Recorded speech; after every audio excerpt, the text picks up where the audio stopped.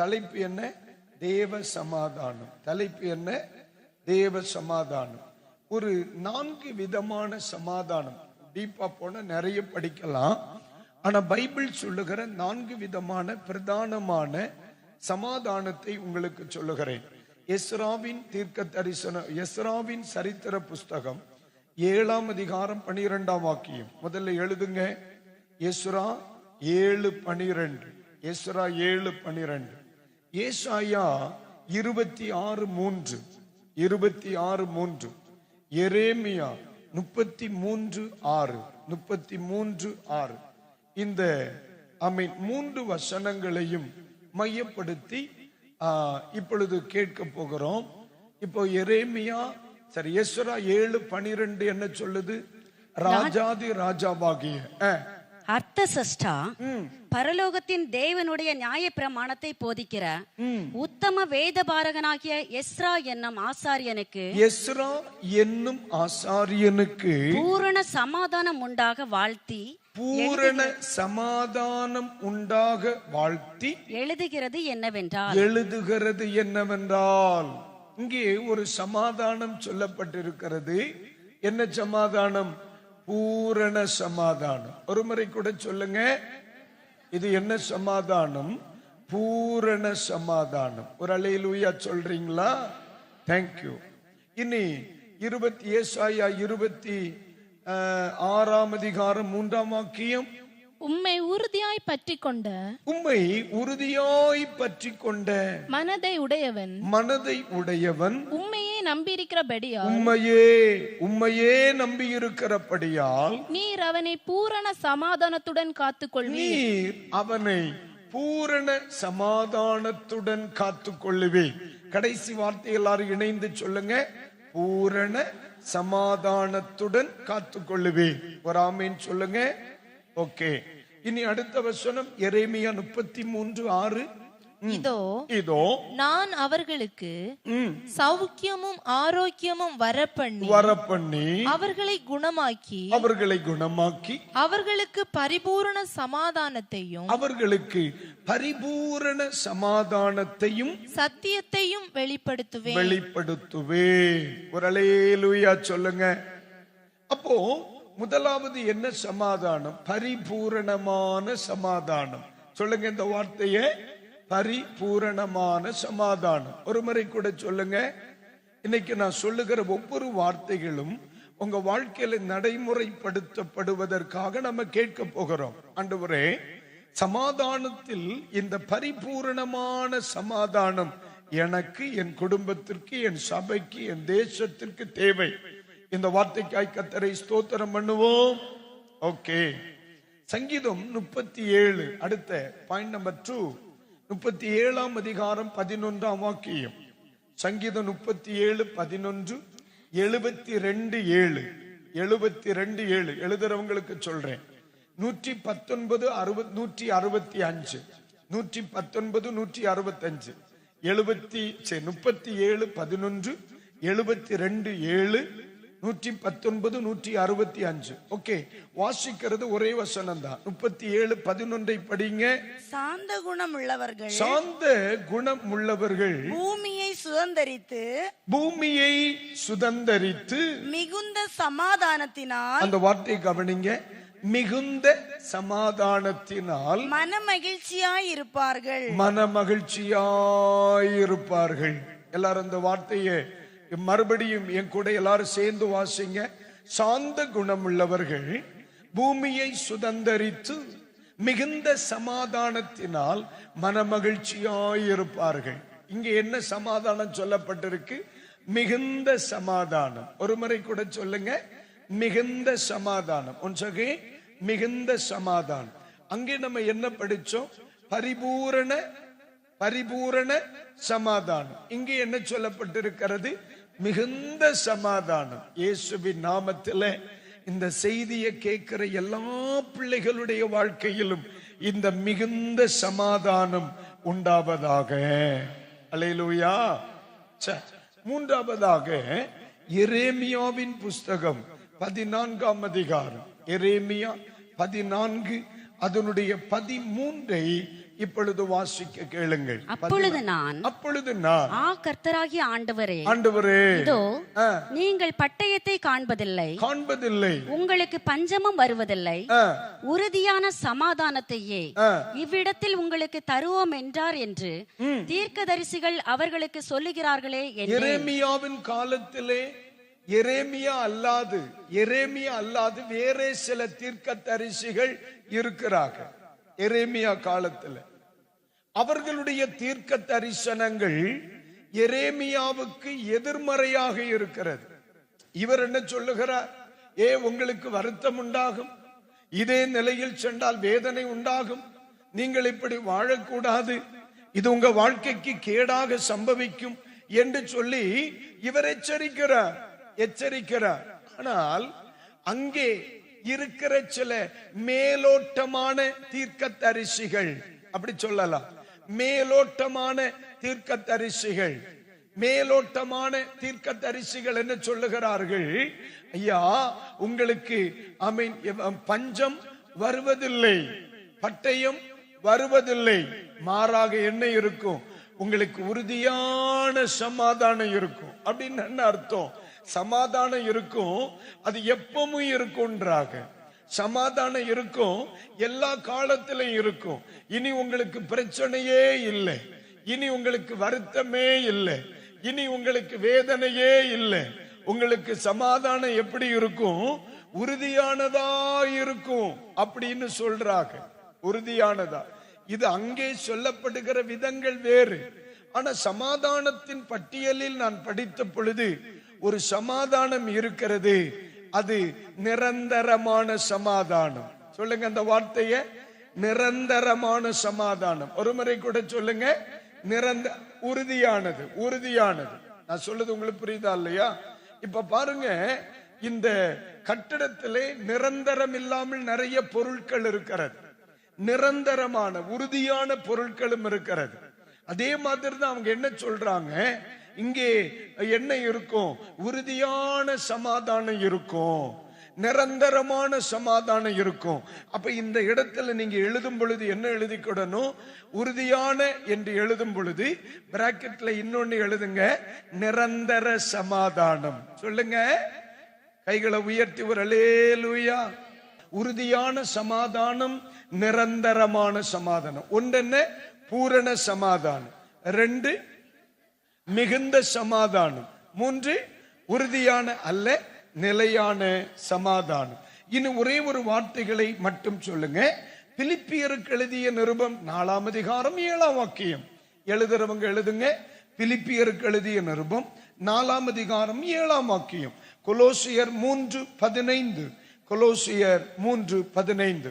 இந்த 2 வசனத்தை ஒண்ணு படிங்க பார்க்கலாம். 6ஆம் வசனத்திலிருந்து படிங்கம்மா. 4, 6, 7 அந்த வசனம் ரொம்ப அழகானது. சேர்ந்து படிப்போம். நீங்கள் ஒன்றுக்கும் கவலைப்படாமல் எல்லாவற்றை குறித்தும் உங்கள் விண்ணப்பங்களை ஸ்தோத்திரங்களோட கூட ஜெபத்தினாலும் வேண்டுதலினாலும் தேவனுக்கு தெரியப்படுத்துங்கள். இது சப்ஜெக்டுக்கு வராது, இது ஒரு நல்ல வசனம், எனக்கு ரொம்ப பிடிக்கும், அதனால நான் படிக்க சொன்னேன். 7 படிங்க. அப்பொழுது எல்லா புத்திக்கும் மேலான தேவ சமாதானம் உங்கள் இருதயங்களையும் உங்கள் சிந்தைகளையும் கிறிஸ்து இயேசுவுக்குள்ளாக காத்துக்கொள்ளும். அல்லேலூயா. ஒரு முறை கூட இந்த வசனத்தை படிங்க. பிலிப்பியர் 4ஆம் அதிகாரம் 7ஆம் வாக்கியம். சொல்லுங்க. பிலிப்பியர் 4:7 என்ன சொல்லுது? அப்பொழுது எல்லா புத்திக்கும் மேலான சமாதானம், தேவ சமாதானம் உங்கள் இருதயங்களை சிந்தனைகளை கிறிஸ்து இயேசுவுக்குள்ளாக காத்துக்கொள்ளும். அப்போ 4வது படிக்கிற சமாதானம் என்ன? தேவ சமாதானம். அல்லேலூயா. பூரண சமாதானம், மிகுந்த சமாதானம், நிரந்தர சமாதானம், தேவ சமாதானம். இயேசுவின் நாமத்திலே என் செய்தியை கேட்கிற எல்லாருடைய ஆமென் இருதயத்திலும் சிந்தனைகளிலும் வீடுகளிலும் பட்டணத்திலும் சபையிலும் ஊழியத்திலும் நீங்கள் வேலை செய்கிற இடத்திலும் இந்த 4 விதமான சமாதானமும் என் பிள்ளைகளின் மேல் பூரணமாயிருப்பதாக என்று நான் உங்களை ஆசீர்வதிக்கிறேன். இந்த வசனத்திலேயே 2 காரியம் இருக்கு. ஒன்று என்ன சொல்லப்பட்டிருக்கிறது? உங்கள் இருதயங்களை சொல்லுங்க. இருதயங்கள்ல எங்க வேணும் சமாதானம்? இந்தியாவில் சமாதானம் இருந்து என் இருதயத்துல சமாதானம் இல்லைன்னா நான் லூசு பயலா சுத்துவேன்.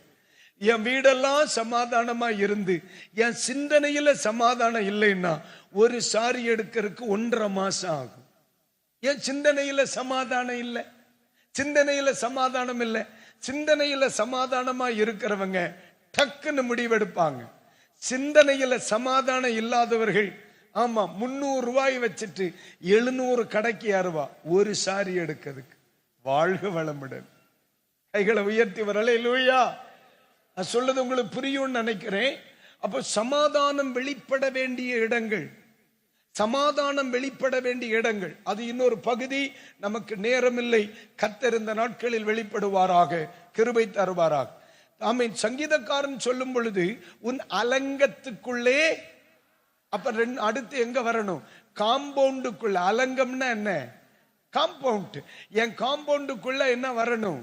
என் எல்கைக்குள்ள சமாதானம் வரணும். எத்தனை விதமான சமாதானம்?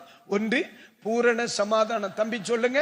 பூரண சமாதானம், மிகுந்த சமாதானம், நிலையான சமாதானம் அல்லது உறுதியான சமாதானம். 4வதாக தேவ சமாதானம். உங்களுக்கு மற்றவர்கள் மேல் கரிசனை இருக்குமானால் இந்த சமாதானம் உங்களுக்கு வர நான் வாழ்த்துகிறேன் என்று மற்றவர்களுக்கு சொல்லுங்கள். இந்த சமாதானம் உங்களுக்கு வர நான் வாழ்த்துகிறேன். அல்லேலூயா. அதுதான் நம்முடைய முற்பிதாக்கள். ஆமென். இந்த சமாதானத்தை குறித்து அவர்களுடைய புரிந்து கொள்ளுதல் எப்படி இருந்துன்னு பாருங்க. 2 தீமோத்தேயு 2ஆம் அதிகாரம் எடுங்க. 2 தீமோத்தி 2 தீமோத்தேயு 2ஆம் அதிகாரம் 22ஆம் வசனத்தை படிக்கும் பொழுது ஆமென், பவுல் தீமோத்தேயுவுக்கு நிருபத்தை எழுதுறார். பவுல் தீமோத்தேயுவுக்கு என்ன செய்கிறார்? நிருபத்தை எழுதுறார். அவர் என்ன வார்த்தையை சொல்றாருன்னு படிங்க. எல்லாரும் சேர்ந்து படிப்போம். அன்றியும் பாலியத்துக்குரிய இச்சைகளுக்கு நீ விலகி ஓடி சுத்த இருதயத்தோடு கர்த்தரை தொழுது கொள்கிறவர்களுடனே நீதியையும் விசுவாசத்தையும் அன்பையும் சமாதானத்தையும் அடையும்படி நாடு. அவர் என்ன சொல்லுகிறார்? அடையும்படி நாடணும். இன்னும் சமாதானத்தை அடையணும். என் வாழ்க்கையில் இன்னும் சமாதானத்தை அடையணும். அதை அடையும்படி தெய்வ மக்கள் என்ன செய்யணுமா? நாடணும். பணக்காராக பாடுபடுறோம், பட்டத்தாடியாக பாடுபடுறோம், பிள்ளைகளை கரையத்த பாடுபடுறோம், ஒரு வீடை கட்டி முடிக்க பாடுபடுறோம், நம்ம ஆரோக்கியமாக பாடுபடுறோம், சிலர் ஆணழகர்களாக பாடுபடுறாங்க.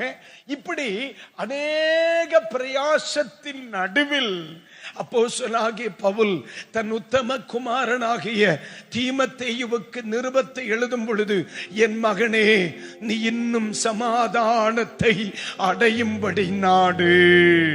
அல்லேலூயா. அநேக முயற்சிகள் இருக்கிறது. பணக்காரனாக முயற்சி, வீடு கட்ட முயற்சி, வேலை செய்ய முயற்சி, திருமணத்திற்கான முயற்சி, பிள்ளைகளை வளர்க்க முயற்சி, பிசினஸை கட்டி எழுப்ப முயற்சி, பட்டதாரியாக முயற்சி. இந்த எல்லா முயற்சிகளுக்குள்ளேயும் இன்னொரு முயற்சி வேணும். இங்க என்ன சொல்லுது? ஆமீன். நீதியாய் வாழ முயற்சி பண்ணு, விசுவாசத்தை அடைய முயற்சி பண்ணு, அன்பு இன்னும் உண்டாக முயற்சி பண்ணு. கடைசியில சொல்றா, சமாதானத்தை அடையும்படி தெய்வ மக்களே நீங்க இன்னும் முயற்சி பண்ண வேணும். சமாதானத்தை அடையும்படி முயற்சி பண்ணு. அல்லேலூயா. அப்போ நீங்க நல்லா கவனிக்கணும். இந்த உலகத்துல இந்த வேர்டை பயன்படுத்தின ஒரே நபர் இயேசு மட்டும்தான். நான் சொல்றது நீங்க நல்லா புரிஞ்சுக்கிடணும். எத்தனையோ புனித நூல்கள், எத்தனையோ கிரந்தங்கள் இருந்தாலும் இந்த உலகத்தில் மனிதனுக்கு சமாதானத்தை நேரடியாக, நல்லா புரிஞ்சுக்கிடணும், சமாதானத்தை நேரடியாக இந்த உலகத்தில் பேசின ஒரு தெய்வம் உண்டானால் நான் பிரசங்கிக்கிற இயேசு மட்டும்தான். இயேசு மட்டும்தான். அல்லேலூயா. இந்த உலகத்திலே சமாதானத்தை குறித்து பேசினார், சமாதானத்தை வைத்து போனார், சமாதான காரணரானார், சமாதானத்திற்கான வழியை சொல்லி கொடுத்தார். அப்போ இந்த இயேசுவை குறித்து பேசாம வேற யாரை குறித்து பேசணும்? இந்த இயேசுவை குறித்து பேசாம வேற யாரை குறித்து பேசணும்? இவரை போல உலகத்திலே சமாதானத்திற்கு அடுத்தவைகளை சொன்ன ஒருவரை சொல். இன்றைக்கு ராத்திரி பகல் வேளை கர்த்தர் சொல்லுகிறார், பிள்ளைகளே, சமாதானத்தை அடையும்படி நாடுங்கள். அல்லேலூயா. 4 விதமான சமாதானத்தையும் சொல்லுங்க. 1 பூரண சமாதானம், 2 மிகுந்த சமாதானம், 3 உறுதியான அல்ல நிலையான சமாதானம், 4 தேவ சமாதானத்தை அடையும்படி நாடு. இப்போ நான் இன்னைக்கு கற்றுக் கொடுக்கிற ஒரு பாடம், நான் தேவ சமூகத்திலே அமர்ந்த பொழுது ஆண்டவரிடத்தில் கேட்ட ஒரு கேள்வி, ஆண்டவரே, தேவ சமாதானம், இன்னைக்கு எல்லா சமாதானத்தை விட்டுறேன், கடைசியில சொன்ன ஒரு தேவ சமாதானம், தேவனிடத்தில் இருந்த சமாதானம், தேவனால் கொடுக்கப்பட்ட சமாதானம். இந்த தேவ சமாதானம் ஒரு மனிதனில் வரும் பொழுது அவனிடத்திலிருந்து வெளிப்படுகிற ஒரு பிரதிபலிப்பு என்ன? எது சமாதானம்? எது சமாதானம்?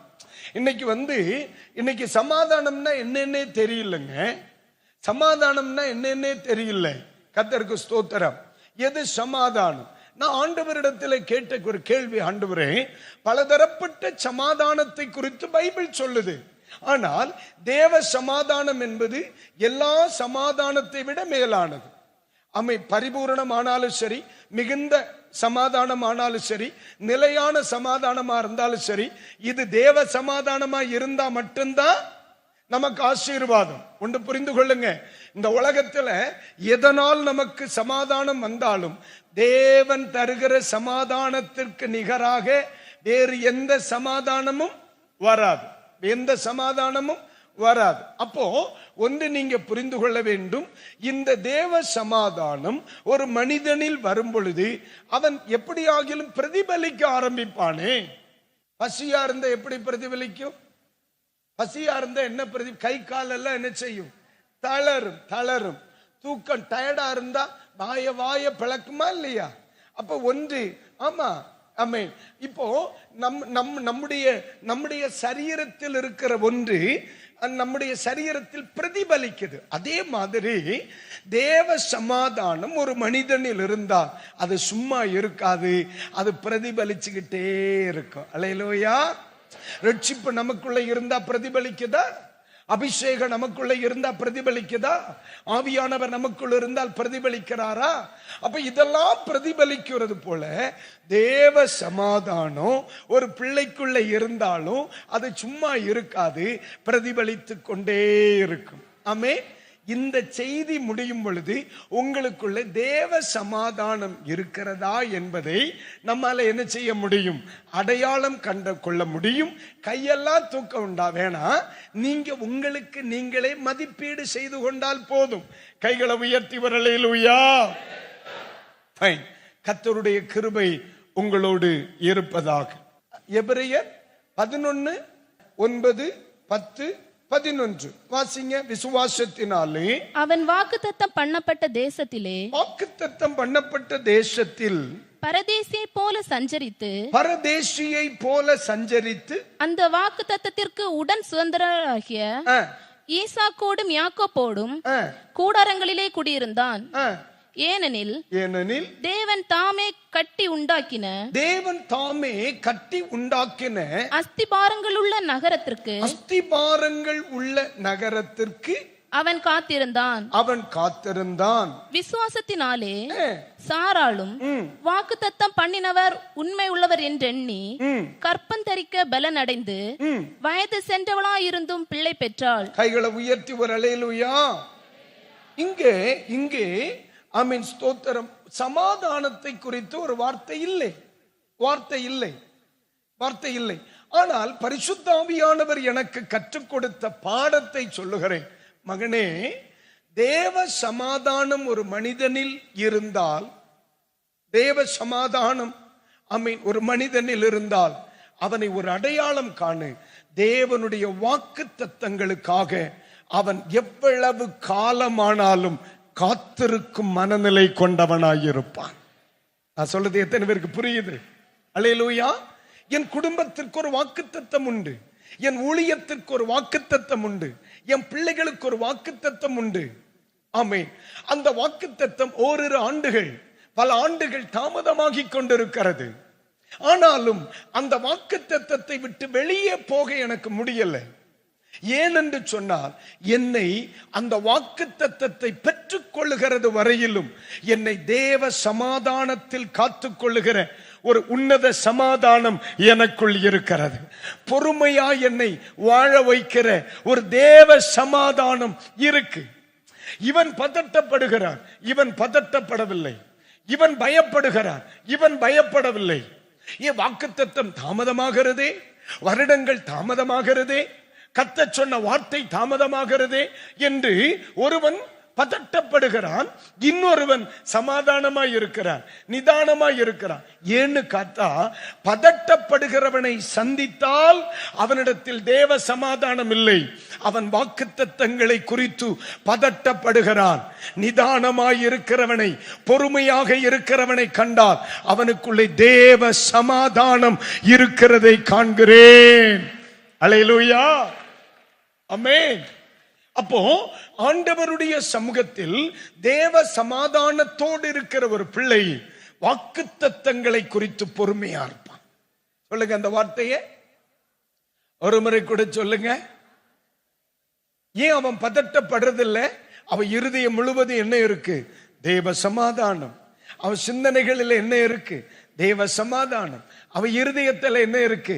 தேவ சமாதானம். அவன் வீட்டுக்குள்ள என்ன இருக்கு? தேவ சமாதானம். ஊரே சொல்லுது, இப்படி பொறுமையா இருந்தா எப்படி? பிள்ளைக்கு வயசு போகுதே, இப்படி பொறுமையா இருந்தா எப்படி? ஆமீன், பிசினஸ் நலிவடைகிறதே, இப்படி பொறுமையா இருந்தா எப்படி? இப்படி பொறுமையா இருந்தா எப்படி? ஆமீன், உனக்கு வயசு போகலையா? உனக்கு இப்படி பொறுமையா இருந்தா எப்படி? அப்படின்னு நம்மை சுற்றி இருக்கிறவர்கள் எல்லாரும் பதட்டப்படுகிறாங்க. ஆனா இவர்கள் மட்டும் சமாதானமா பொறுமையா தேவ கிருபையில நிக்கிறாங்க. ஏன்னு கேட்டா, இவனிடத்தில் இருக்கிற தேவ சமாதானம் உலகத்தில் இல்ல. அவன் பதட்டப்படுகிறான். அவனிடத்தில் இல்லாத தேவ சமாதானம் இவன்கிட்ட இருக்கிறதுனால இவன் என்ன சொல்றான்? கர்த்தர் பார்த்து கொள்ளுவார், கர்த்தர் பார்த்து கொள்ளுவார். இவன்கிட்ட பதட்டத்தை பார்க்க முடியல. கர்த்தர் நடத்துவார். ஆண்டவர் அறியாம ஒண்ணு வராதுமா, ஆண்டவர் வராம ஒண்ணு வராது. இவன் வாக்குத்தத்தத்தை உறுதியா பிடிச்சிட்டு அவன் நிக்கிறான்னா அவனுக்குள்ள என்ன இருக்குமா? தேவ சமாதானம் இருக்கையா. ஒரு அல்லேலூயா சொல்லுங்க, அல்லேலூயா, ஆமென். பக்கத்தில் இருக்கிறவங்க, அதுதான் மக்களே, தேவ சமாதானம் இல்லாதவர்கள் நடுவில் நீங்க இருக்கிறது ரொம்ப கஷ்டம். ஏன்னா அவன் கலங்கின இருதயம் கொண்டவனாவே இருப்பான். காலையில சாப்பாட்டுக்கு முன்னால இருக்கும்போ இப்படி இருந்தா எப்படி ஆக்கும்? அந்த வீட்டுல கல்யாணம் நடந்து, இந்த வீட்டுல கல்யாணம் நடந்து, அவன் வீடு கட்டியாச்சு, அவன் கடந்தீத்தாச்சு, நீர் மட்டும் இப்படி இருந்தா எப்படி ஆக்கும்?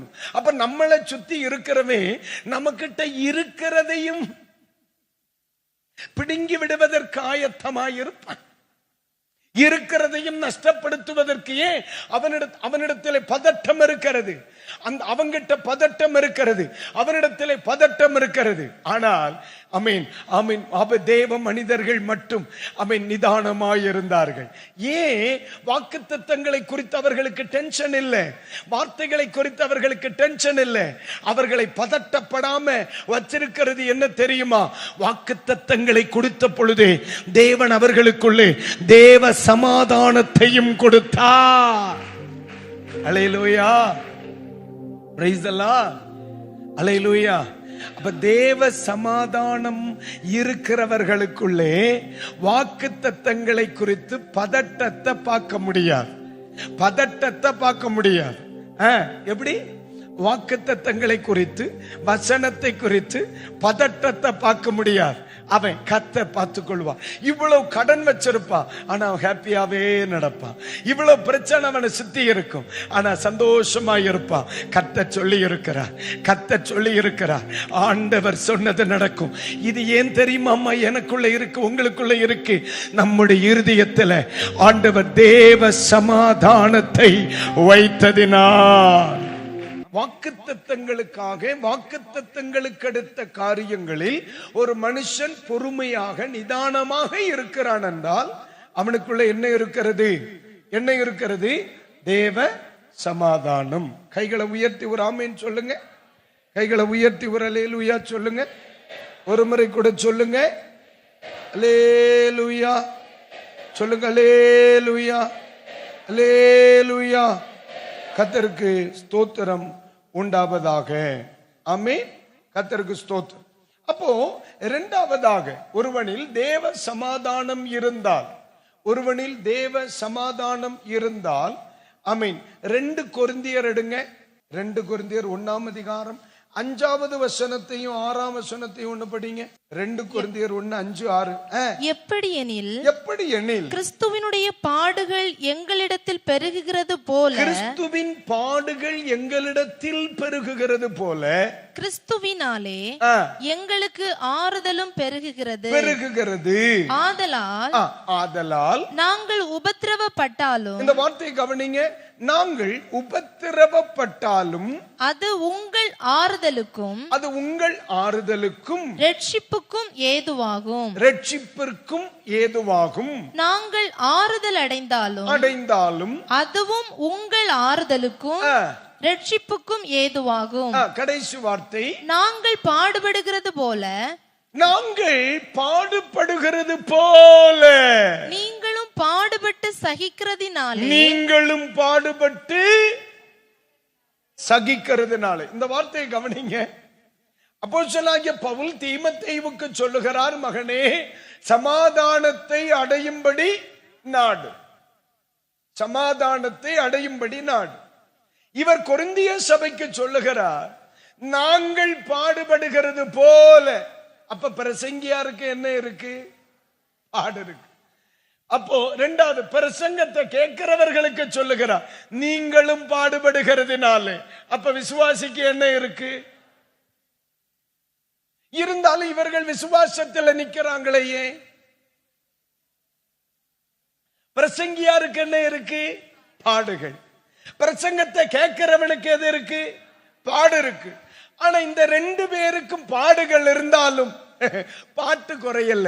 இன்ப இயேசு ராஜாவை நான் பார்த்தா போதுன்னு சொன்ன. போன வாரம் கடை வீதியில போட்டு இடிச்சு இடி தந்தாய். போன வாரத்துல பிரச்சனை, சண்டை, வருத்தங்கள், பாடுகள் இதெல்லாம் இருந்தும் அதனால தானே ஒன்ன போட்டு அடி அடி அடி அடி அடின்னு அடிச்சா. ஆனா இந்த வாரம் வந்து இருந்து இன்ப இயேசு ராஜாவை நான். ஏன்? பிரசங்கித்தவருக்கும் பாடு இருந்து மக்களே, கேட்டவனுக்கும் பாடு இருந்து. இன்னைக்குள்ள பிரசங்கியார்கள் இயேசுவின் பாடுகளை எடுத்து போடுகிறார். அது எப்படி நடக்கும்? மூக்கு இருக்கிறது வரைக்கும் டேஸ் இருக்கும். ஏன்? பாடுகள் இருக்கியா? ஆவிக்குரிய வாழ்க்கை என்பதே பாடுகள் தான். அப்ப இப்ப புதுசா வந்தவங்க நினைப்பாங்க, இங்க போனாலாவது பாடுகள் தீரும்னு வந்தா இவரு சொல்லுகாரு பாடுகள் வரும். மக்களை ஒன்று புரிந்துக்கோ, பிரசங்கித்தவர்களுக்கும் பாடு, பிரசங்கத்தை கேட்டு எழுப்புதல் அடைந்தவர்களுக்கும் பாடு. ஆனா இவர்கள் எப்படி நின்னாங்க? எத்தனை உபத்திரவங்கள் பாடுகள் வந்தாலும் பாதிப்படையாம நின்ன காரணம் என்ன தெரியுமா? இவர்களை ஆளுகை செய்த தேவ சமாதானம். Praise the Lord. அல்லேலூயா. பிரசங்கியாரே, எது நாசமோ மோசமோ பிரச்சனையோ பட்டயமோ துன்பமோ எது வந்தாலும் கிறிஸ்துவின் அன்பை என்னை விட்டு பிரிக்கிறவன், கிறிஸ்துவின் அன்பை என்னை விட்டு, கிறிஸ்துவின் அன்பை விட்டு என்னை பிரிக்கிறவன் யார்? ஒரே கிராமர் மிஸ்டேக்கா இருக்கு. என்னை பிரிக்கிறவன் யார்? இதற்கு காரணம் என்ன? தேவ சமாதானம். இன்னைக்கு நிறைய தேவ பிள்ளைகளுடைய வாழ்க்கையில வந்த பாடுகளை பார்த்த உடனே உலகத்தான் சொல்லுதான், இனி இவன் கோயிலுக்கு போக மாட்டான், இனி இவன் ஆராதிக்க மாட்டான். பிரச்சனை வந்துட்டுல, இவ்வளவு கஷ்டம் இருக்குல்ல, இனி இவன் பைபிளை எடுக்க மாட்டான், இவ்வளவு பாடுகள் இருக்குல்ல, இனி இவன் ஆண்டவரை தேட மாட்டான். அவன் நேற்றைக்கு பாடினதோட இப்ப எக்ஸ்ட்ரா 2 பாட்டு பாடுதான். பாடுகள் வரதுக்கு முன்ன ஒரு பாட்டு தான், பாடுகள் வரதுக்கு முன்ன ஒரு பாட்டு தான். வீட்டு கூட்டத்துல, குடும்ப ஜெபத்துல. இப்ப பாடுகள் எக்ஸ்ட்ரா வந்தப்போ, வேதனை எக்ஸ்ட்ரா வந்தப்போ, கண்ணீர் எக்ஸ்ட்ரா வந்தப்போ, கவலைகள் எக்ஸ்ட்ரா வந்தப்போ, இப்ப அடிஷனலா ஒரு பாட்டு கூட, இன்ப இயேசு ராஜாவை நான் பார்த்தால் போதும். பிரசங்கிக்கிறவருக்கும் பாடு இருக்கு, கேட்கிறவர்களுக்கும் பாடு இருக்கு. ஆனா பாடுகள் வாழ்க்கையில இருக்கு, பாட்டு மட்டும்தான் வாயில இருக்கு. ஏன் இவன் வாய பார்க்கிறேன், இவன் அனுபவிக்கிற பாடுகள் அவன் வாயில தெரியல. இவன் வாழ்க்கையில அனுபவிக்கிற பாடுகள் அவன் வாயில தெரியல. அவன் வாய பார்த்தா அது என்ன சொல்லுது? ஒவ்வொரு காயங்களா, அது வேற மாதிரி இருக்கு. புரியுதா உங்களுக்கு? அவன் அனுபவிக்கிற பாடு அவன் வாயில இருக்கிற பாட்டுல இல்லை. அவன் அனுபவிக்கிற கஷ்டம் அவன் வாயில இருக்கிற பாட்டுல இல்லை. சிலரெல்லாம் அனுபவிக்கிற பாடுகளை கவனிச்சா ஒரே ஒரு பாட்டு தான் பாடணும். என்ன பாட்டு? கண்ணு நீ என்று மாறுமோ, வேதனை என்னும் தீருமோ, கஷ்டப்பாடி காலங்களில் ரட்சிப்பான நீ வரனே. இந்த ஒரு பாட்டு தான். ஆனால் இங்க வேற பாட்டு. என்ன பாட்டு? ஒவ்வொரு காயங்களா முத்தம் செய்வேன். அப்ப பாடுகளுக்கும் பாட்டுக்கும் சம்பந்தம் இல்லை. அல்லேலூயா. நான் சொல்றது சரின்னு சொல்றவங்க ஆர்ப்பரிப்பா 3 அல்லேலூயா சொல்லணும். Thank you, double thank you, triple thank you. பாடுகள் பாட்டுல இல்ல. உலகமே சொல்லுது, இவ்வளவு பாடு அனுபவிக்கிறான், இவ்வளவு வேதனை அனுபவிக்கிறான், இவ்வளவு பிரச்சனை, இவ்வளவு கடன், இவ்வளவு அவமானம், இப்ப பெயருவான், இனி ஆராதிக்க மாட்டான், இனி ஊழியம் செய்ய மாட்டான், இனி ஆண்டவரை தேட மாட்டான், விட்டுருவான்னு பார்த்தா இவன் விட மாட்டேங்க. இன்னும் கிட்ட போறான், அங்க தட்ட இன்னும் ஆராதனையில கிட்ட போறான். இதுவரைக்கும் ஞாயிற்றுக்கிழமை மட்டும் போனவே இப்ப வெள்ளிக்கிழமையும் போறான், இனி புதன்கிழமையும் போறான், இனி பைபிள் ஸ்டடிக்கு போறான், இனி வீட்டு கூட்டத்துக்கு போறான். இன்னும் கிட்ட ஏன்னு பார்த்தா இவன் ஆண்டவர் ரட்சித்த பொழுது இன்னொரு இன்ஸ்டாலேஷன் நடந்திருக்கு. இவன் ஆண்டவர் தனக்கென்று உருவாக்கின பொழுது ஒரு சாப்ட்வேரை இவனுக்குள்ள இன்ஸ்டால் பண்ணி சொருகிவிட்டார். அது என்ன சாப்ட்வேர்? தேவ சமாதானம். அல்லேலூயா. பாடுகளின் நடுவிலும், வேதனையின் நடுவிலும், பிரச்சனைகளின் நடுவிலும் கர்த்தருக்குள்ளே மகிழ்ச்சியாய் இருக்கிற ஒரு சாப்ட்வேர், அந்த கிருபையின் சமாதானம். மக்களை, இன்னைக்கு பகல் வேளை இந்த செய்தியை கேட்கிற சில குடும்பங்களுக்குள்ள இன்னைக்கு நீ நிக்கிறேன், அதுதான் காரணம்.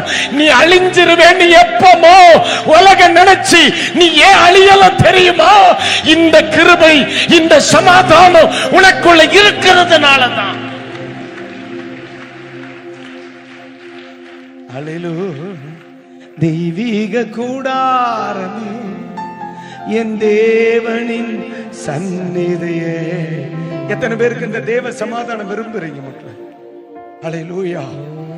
நிச்சயமா சொல்றேன், இன்னைக்கு ராத்திரி நிறைய பேருடைய வீடுகளுக்குள்ள, நிறைய பேருடைய இருதயங்களுக்குள்ள இனம் தெரியாத ஒரு தேவ மகிமையை நான் பார்க்கிறேன். ஹல்லேலூயா, ஆமென். வசனத்துக்குள் இருந்து வெளிப்படுகிற இனம் தெரியாத ஒரு தேவ மகிமையை நான் உணர்கிறேன். இதுவரை உன் குடும்பத்தில் இருந்த சில சூழ்நிலைகளுக்கு மாற்றம் வரும். பரிசுத்த ஆவியானவர் ஒரு தேவ சமாதானத்தை. அல்லேலூயா, ஒரு ஆமென் சொல்லுங்க. அல்லேலூயா. நம்ம எல்லாம் பிரச்சனை மாறணும், சமாதானம் வரணும்னு சொல்றோம். ஆண்டவர் சொல்ற அதங்க இருக்கட்டும், உனக்கு சமாதானம் போதுமா இல்லையா? இயேசு தூங்கின படகை சுற்றி என்ன இருந்துச்சு? சமாதானமா? வளர்ந்துருவேன். இயேசு தூங்கின கடலை சுற்றி என்ன இருந்துச்சு? கடல் கொந்தளித்தது, காற்று பலமாய் வீசியது, பயங்கரம் அலைகள் அடித்தன, பயங்கர பிரச்சனை. நடுவுல ஒரு சவுண்டு கேட்டு சுத்தி பார்த்தா செத்தேன், சுத்தி பார்த்தா செத்தேன், ஆனா உள்ள பார்த்தா உறக்கம். அதனாலதான் கிருவேண்டாட்டு இல்ல இங்க வரக்கிறாங்க. அது இவ்வளவு சவுண்டு, இவ்வளவு எத்தனாயிரம் வாட்ஸுக்கு சவுண்டு போட்ட பிறகு உறக்கம் வருதுன்னா அதெல்லாம் சாதாரண தூக்கம் இல்லை, அது நித்திய தூக்கம். மக்களே, கைகளை உயர்த்தி அல்லேலூயா. இல்ல யோசிச்சு பாரு, யோசிச்சு பாரு.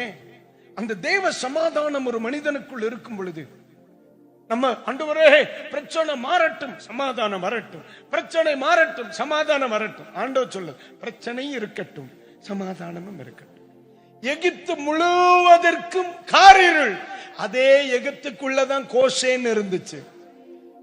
கோசேன் என்ன? முருங்கக்காய் போல வேற என்ன நினைச்சிடப்படாது. அது இஸ்ரவேல் மக்கள் இருந்த ஒரு நாடு. எகிப்தின் வட்டத்துக்குள்ளே ஒரு சின்ன வட்டம் இருந்து கோசேன், அது மட்டும் வெளிச்சமா இருந்திருக்கு. சுத்தி இருட்டு, அவனுக்குள்ள மட்டும் வெளிச்சம். சுத்தி பிரச்சனை, அவனுக்குள்ள மட்டும் விடுதலை, சமாதானம். இப்ப ஆண்டவர் சொல்லுகிறான், பிரச்சனையை எடுக்க மாட்டேன், உனக்கு சமாதானத்தை தாரேன், பரவாயில்லையா? அல்லேலூயா. That is Christianity. இதுதான் கிறிஸ்தவம், இதுதான் ஆவிக்குரிய வாழ்க்கை. சுத்தி கடல், கடல் எப்படி இருக்கு பேசுங்க?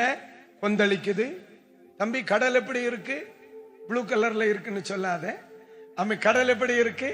கொந்தளிக்குது. கடல் அலை பயங்கரமா மோதுது. காற்று எப்படி இருக்கு? சூறாவளி மாதிரி வீசுது. அதே கடலுக்குள்ள, அதே படகுல நம்ம அப்பா என்ன செய்யறார்? தூங்குறார், நல்லா தூங்குறார், நிம்மதியா தூங்குறார், டென்ஷன் இல்லாம தூங்குறார். No tension, no tension. உடனே பேதுரு சொல்றார், உமக்கு கவலை இல்லையா? நான் படாத பாடுபடுறேன், நீ இப்படி தூங்கலாமா? உடனே சொன்ன, அறிவிட்ட முட்டாபேலே, நீ இப்படி பண்ணலாமா? விசுவாசம் எங்க போச்சு? உலகமே ஊரே கலங்கினாலும் நான் உன்னை கரை சேர்க்க இல்லடா கூட்டிட்டு வந்தேன். அதுதான் அதுதான் தேவ சமாதானம், அதுதான் தேவ சமாதானம், அதுதான் தேவ சமாதானம். அதுதான் உன் வீட்டுக்குள்ள கர்த்தர் வச்சிருக்கார் சகோதரன். அதுதான் சகோதரன் உன் வீட்டுக்குள்ள இருக்கு. உன் பக்கத்தில் 1000 உன் வலது பக்கத்தில் 10000 பேர் விழுந்தாலும் அது உன்னை அணுகாது. ஏன்? உன்னை கர்த்தர் அபிஷேகித்த பொழுது தேவ சமாதானத்தை தந்து அவர் அபிஷேகம் பண்ணினார். ஹல்லேலூயா. உனக்கு எதிராய் எழும்பும் ஆயுதம் வாய்த்திடாதே என்றதாலே ஸ்தோத்திரம். எல்லாருக்கும் சொல்றேன், பிரச்சனை இல்லாம வாழணும்னு நினைக்க கூடாது. எவ்வளவு சவால் இருந்தாலும் சமாதானமா வாழணும். அதற்கு எனக்கு தேவை தேவ சமாதானம். அல்லேலூயா. பிரச்சனை இல்லாம வாழணும்னா நீ இந்தியா விட்டு போண்டி இருக்கும், உலகத்தையே விட்டு போக வேண்டிய இருக்கும், உலகத்தை விட்டே போக வேண்டிய இருக்கும். பூமியில இருக்கிறது வரைக்கும். வெள்ளிக்கிழமை வாருங்க, வெள்ளிக்கிழமை நாங்க இன்னொரு சப்ஜெக்ட் படிச்சுட்டு இருக்கிறோம், வருத்தத்திற்கு என்ன காரணம். வெள்ளிக்கிழமை வாங்க, நான் சொல்லித்தார். பூமியில இருந்தா வருத்தம் உண்டு, பூமிக்கு அது ஒரு சாபம். நீ பூமியில் இருந்து வருத்தத்தோட பலனை அனுபவிப்பாய். பூமி மேல விழுந்த சாபம் தான் வருத்தம். பூமியில இருக்கிறது வரைக்கும் வருத்தம் இருக்கத்தான் செய்யும். அப்ப வருத்தம் வரப்படாது, பிரச்சனை வரப்படாதுன்னா நீங்க சந்திர மண்டலத்துக்கு தான் போகணும். அங்க போய் யாது சபைக்கு போவியா? அப்ப இன்னைக்கு போகும்போதே என்ன செய்யணும்? அங்க இருக்கிற சபா பாஸ்டர் கொடுக்க என்கிட்ட லெட்டர் வாங்கிட்டு போகும். இது வரைக்கும் திருவிருந்து எடுத்த நான் ரொம்ப சமாளிச்சேன், நீங்க எப்படியாவது சமாளிங்கன்னு நான் ஒரு லெட்டர் எழுதி தாரேன், கொண்டு கொடுத்துட்டு ஜாயின் பண்ணிக்கிடுங்க. ஆனா பூமியில இருக்கிறது வரைக்கும் பாடுகள் கண்டிப்பா இருக்கும் மக்களே. மனுஷனுடைய பாடுகளை அல்லாமல் வேறே பாடுகள் நமக்கு இல்லை. அப்ப எதற்கு இந்த விசுவாச வாழ்க்கை? பாடுகளின் நடுவில் தேவ சமாதானமா நீ வாழுவ. எஸ், தேவ சமாதானம். தேவ தனியா இருக்கும் பொழுது கேட்டிருப்பார், உம்மால மட்டும் என்ன பிரச்சனையில உறங்க முடியுது, என்னால மட்டும் ஒன்னும் உறங்கவே முடிய மாட்டேங்குது, எனக்கு தூக்கமே வரல, அந்த அந்த பயிற்சியை எனக்கு தந்தா நல்லா இருக்குமே அப்படின்னு கேட்டிருப்பார் நினைக்கிறேன். அது அப்படியே பேதருக்கு இன்ஸ்டால் பண்ணி விட்டார். எங்க வெளிப்படுது தெரியுமா? அதாவது அப்போஸ்தலர் நடபடிகள் 12ஆம் அதிகாரத்தை படிக்கும் பொழுது, 12ஆம் அதிகாரத்தை படிக்கும்போ பேதுருவை என்ன செய்யறாங்க? பிடிச்சு ஜெயில கொண்டு வைக்கிறாங்க. நாளைக்கு காலையில ஜட்ஜ்மெண்ட். எப்படி ஜட்ஜ்மெண்ட்? தூக்கில போட போறாங்க, கொல்ல போறாங்க. ஜட்ஜ்மெண்ட் அப்படிதான். யாக்கோபினுடைய மரணம் யூதர்களுக்கு பிரியமாய் இருந்ததினால் ஏரோது என்ன செய்கிறான்? பேதுருவை பிடிக்க தொடர்ந்து பேதுருவை என்ன செய்யறான்? அவன் பிடித்து ஜெயில வைக்கிறான். நாளைக்கு காலையில அவனை விடுதலை ஆக்கணும். சரி, எதற்கு விடுதலை ஆச்சு? வெளியே கொண்டு வரணும். எதுக்கு? கொல்லுவதற்கு. ஏன் நாளைக்கு காலையில ஜட்ஜ்மெண்ட் எப்படிதான் இருக்கும்? ஜட்ஜ்மெண்ட் எப்படிதான் இருக்கணும்? மரண தண்டனையாத்தான் இருக்கும். ஆனா இவர் என்ன செய்கிறார் தெரியுமா? இவர் என்ன செய்கிறார்? நித்திரை பண்ணி கொண்டிருந்தார். 4 காவலர்கள் நடுவில் நித்திரை பண்ணி கொண்டிருக்கிறார். சுத்தி மரண ஓலம், சபையாருக்குள்ள மரண ஓலம், தேசமே கலங்கி நிக்கு. ஏன் தெரியுமா? இந்த பேதுருவால சுகமாக்கப்பட்டவர் லட்சக்கணக்கான மக்கள், பல நாடுகளுக்கு எழுப்புதலை கொண்டு வந்த மனுஷன், நிழல் பட்டு சௌக்கியமாக்கின ஒருவரை நாளைக்கு காலையில கொல்லும்படி திட்டமிடுகிறாங்கன்னா தேசமே அதிர்து. இந்த மனுஷன் மட்டும் உங்களே மாதிரிதான் உறங்குறார். என்ன செய்யறார்? தூங்குறார். ஒரு சேவர்களுக்கு நடுவில் என்ன செய்தார்? நித்திரை செய்து கொண்டிருந்தார் என்று பைபிள் சொல்ல. இந்த சாப்ட்வேர் எங்க ஒர்க் பண்ணிச்சு? இயேசு கிட்ட. இத பார்த்து கேட்டார், எனக்கு ஒன்னு இன்ஸ்டால் பண்ணுங்க. இப்ப அது அப்படியே இங்க அப்ளை ஆயிட்டு. ஏன் சபையில எல்லாரும் ராத்திரி இருந்து கொண்டு வாரும் வெளியே கொண்டு வாரும், பேதுருவை கொண்டு வாரும்னு ஜெபம் பண்ணுதார். இவர் சொல்ல, என்னெങ്കിലും நடக்கட்டும், நான் உறங்க போறேன். என்ன? அதுதான்மா தெய்வ சமாதானம். அதுதான்மா தெய்வ சமாதானம். அதுதான் ஒரு ஊழியக்காரனுக்குள் இருக்க வேண்டிய தெய்வ சமாதானம். ரட்சிக்கப்பட்ட ஒரு தேவ பிள்ளைக்குள் இருக்க வேண்டிய தெய்வ சமாதானம். அது யாருக்கு உண்டு தெரியுமா? தெய்வத்தை ஆராதிக்கிறவனுக்கு மட்டும்தான் மக்களை இருக்கு. நிறைய மகிமையான கிருபை பெற்றவர்களுக்கு இந்த கிருபை இல்லாததுனாலதான் பாடுகள் வரும் பொழுது தளர்ந்து போயிடுறாங்க. ஆனா அடிப்படையான கிறிஸ்டியானிட்டியே தேவ சமாதானம் தான். ஆமென், அல்லேலூயா. ஏன்னா என்னைக்கு உங்க கூட யாரும் இல்லை, பாடுகள், பிரச்சனைகள், கண்ணீர், வருத்தம், சவால்கள் நடுவில் நீங்கள் பயணித்துக் கொண்டிருக்கிறீங்க. ஆனா ஆண்டவரிடத்தில் கேட்கிற ஒன்று அதுதான், ஐயா, இந்த உலகத்தில் எது இருந்தாலும் என் தேவனுடைய சமாதானம் இல்லை என்றால் ஒண்ணுமே இல்லை. கோடியா வச்சிருக்கிறவங்களுக்கு தூக்க மாத்திரை தேவைப்படுது. கோடியா வச்சிருக்கிறவங்களுக்கு தூக்க மாத்திரை தேவைப்படுது. எத்தனை கோடியா வச்சிருக்கிறவன் பணக்காரங்க தூக்கத்துக்கா டேப்லெட்டுக்கு பின்னால ஓடுறான். என் பிள்ளைகளுக்கு ஆலயத்துல கூட என்ன அழகா தூக்கம் வருது. கிருபைதானா? இவ்வளவு பிரச்சனை இருந்தாலும் கர்த்தர் நம்மளை நடத்துறாருல. தேவ சமாதானம். அல்லேலூயா. நான் ஆண்டவரிடத்துல இந்த செய்தி ஆயத்தப்படுத்தும் பொழுது நான் இது எனக்கு தேவை என்கிறத நான் உணர்ந்தேம்மா. என் பிள்ளைகளுக்கு ரொம்ப தேவை ஆண்டவரே. இவ்வளவு பாடுகள் நடுவே என் பிள்ளைகள் பயணிக்கிறாங்க. என் பிள்ளைகளுக்கு தேவ சமாதானம் வேணும். வேணுமா இல்லையா? பதறாம இருக்கணுமா இல்லையா? பதறாம இருக்கணுமா இல்லையா? நான் இந்த பகுதியை ரொம்ப டீப்பா படிச்சும்போ அதுல பிரதானமா எனக்கு இயேசு தெரிஞ்சார் மக்களே. நியாயாசனத்துக்கு முன்னால இயேசுவை கொண்டு நிப்பாட்டி இருக்காங்க. அடுத்த நேரம் அவருக்கு மரண தண்டனை விதிக்கப்படுகிறது. ஆனா பைபிள் சொல்லுது, மயிர் கத்திரிக்கிறவனுக்கு முன்னே சத்தமிடாதிருக்கிற ஆட்டை போல மௌனமாயிருந்தார். மௌனமாயிருந்தார். அதுதான் தெய்வ சமாதானம். இன்னைக்கு அருமையான பகல் வேளை அதை உன் வாழ்க்கையில் அதை தருகிறார்.